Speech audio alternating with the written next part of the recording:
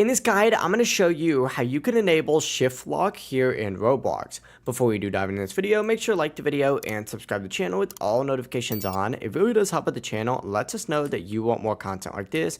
We'd greatly appreciate it. But in this guide specifically, we're going over how you can turn on shift lock here in Roblox. What you're going to want to do is get into any Roblox experience and press escape on your keyboard, or click the Roblox icon up in the top left corner to open up your settings. From here, select the specific settings icon, and the very first option you're going to see is actually shift lock switch. Go ahead and click on the arrow and set it to on, and then hit resume. Now hit resume and go back into your game, and once it's enabled, you can simply just press shift on your keyboard to lock your camera in place like this.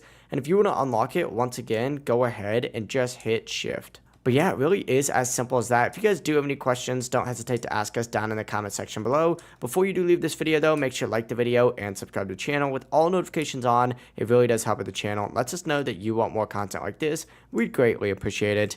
Have a great rest of your day. Peace.